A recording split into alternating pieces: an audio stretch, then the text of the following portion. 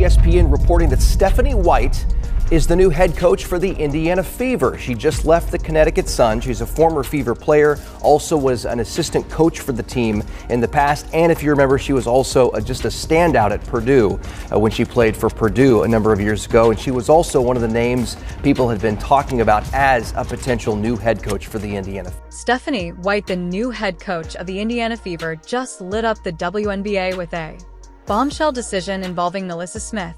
And let's be honest, it was long overdue. We saw nothing from the players that are free agents, like Kelsey Mitchell, Erica Wheeler and stuff.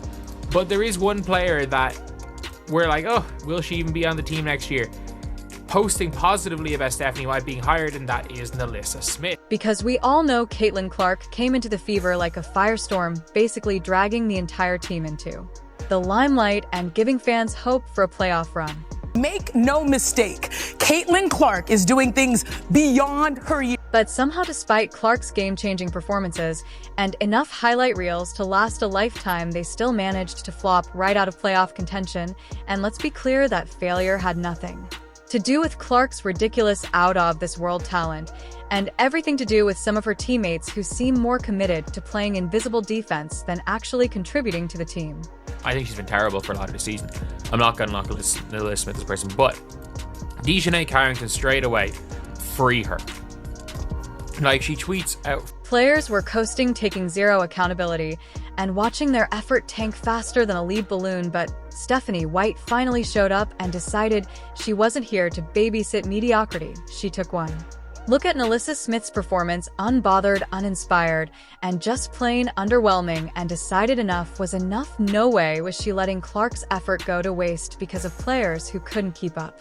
NaLyssa Smith has publicly said farewell. Because Stephanie White is the Knobs all-business leader who knows exactly what she wants, a team so laser-focused on winning that anything less than full effort gets you shown the door. If you're not bringing your absolute aim day in and day out, you might as well start packing your bags. She wanted women to have as many opportunities as men, and if it wasn't for her and it wasn't for the way she fought for women's athletics, I'm not sure I would have had that opportunity at Iowa. White didn't take over to babysit or put out fires. She came in with a crystal clear vision, a team driven by unshakable purpose, relentless energy, and a burning desire to win. Got instability or inconsistency in your game? Yes, she won't tolerate it for a second. And don't even think about hiding behind talent alone. She's not about to be swayed by a flashy highlight reel. White set the bar so high that even thinking about cutting corners is laughable for her. The success isn't riding on individual stars or flashy moments, but on a total all-hands-on-deck commitment to the game. You could be a headline-making, stat-stuffing superstar, but if you don't meet her standards of discipline, focus, and unity, you're out. No exceptions. Hard work, resilience, and a team-first mentality are the non-negotiable pillars of WH's culture. And if you think she's here to coddle or give second chances to players who have asked their effort, think again.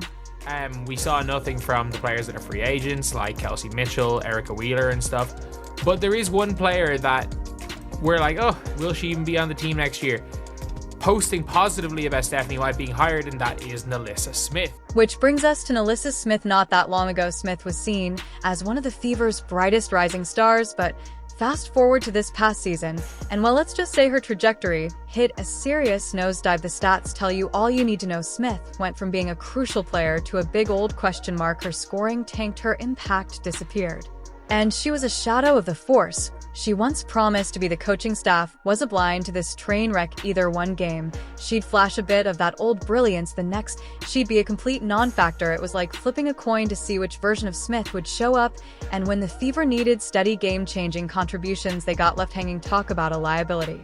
Things in her arsenal. What she is bad at, shooting, takes her 17 seconds to wind up into a jump shot. She is not very good at well, it's not even her fault necessarily. The Real kicker, watching all that raw potential just go to waste. Smith has every physical gift you'd want. She's athletic, can dominate the boards, and has shown flashes of being a reliable presence in the paint. But here's the thing, potential doesn't mean squat if you can't stay locked in and bring consistent energy. And Stephanie White, she's done playing the Waiting game, you don't win games with WH ifs, and maybe you win with execution. So for White, taking a gamble on someone who can't be counted on isn't just risky, it's downright reckless. The message is clear: either you're lifting the Fever to new heights, or you're an anchor weighing them down. There's no room for middle ground. No, let's give her one more chance nonsense. It's a big risk. It's a big risk because if you've got Stephanie White as your coach, it means that you are not And White isn't just whispering warnings, she's making them crystal clear. If you're not pulling your weight, you're out, full stop. There are no second chances for repeat underperformers. It's harsh, sure, but it's a wake-up call the Fever desperately needed, especially with their young, electrifying core with players like Caitlin Clark and Aaliyah Boston driving the team's hunger for victory. White wants every single person on the roster to be just as locked in. No passengers, no dead weight, no exceptions. And NaLyssa Smith, her roller coaster efforts and Houdini act during clutch moments don't exactly fit the blueprint. White's got no patience for anyone holding the Fever back, and she's not afraid to make those brutal cuts if it means a better, more cohesive team. It all kicked off with Smith subtly scrubbing her social media profiles clean of anything Indiana Fever related, removing a bio line here, unfollowing a few team accounts, their basic stuff. But in the world of pro sports, these tiny digital moves are like dropping juicy breadcrumbs for the ever-hungry fan base and sports gossip hounds. The only thing is that teams don't have to overpay for Satu Sabally because she's because of the whole 2026 thing where it's basically a great reset. The Fever faithful were on it instantly, sniffing out the drama like bloodhounds. Speculation exploded. Was Smith itching to leave? Was she done with the Fever? It was the talk of the town, fueling endless debates on sports blogs and fan forums. By the end of that wild week in July 2024, Smith's online activity had spiraled into a mini crisis, with fans dissecting every post, retweet, and emoji like they were clues in some basketball-themed murder mystery. But oh no, the saga didn't just stop at a few Instagram tweaks. Smith's post became an even bigger deal, dripping with frustration and what looked a lot like passive-aggressive jabs. It was like a social media soap opera, clashing heat in with everything. Stephanie White was trying to preach unity, positivity, and forward momentum. Then came the mic drop moment. In early August 2024, Smith posted about feeling trapped, and it spread like wildfire, racking up thousands of likes and triggering just as many confused and shocked reactions. Seriously, it was the least subtle "I'm unhappy" post ever. Not exactly the vibes of a player buying into White's vision of emotional stability and joyful teamwork. Instead, it was a red neon sign blinking "I'm checked out," and it didn't go unnoticed for a non-nonsense coach like White. It was yet another massive red flag.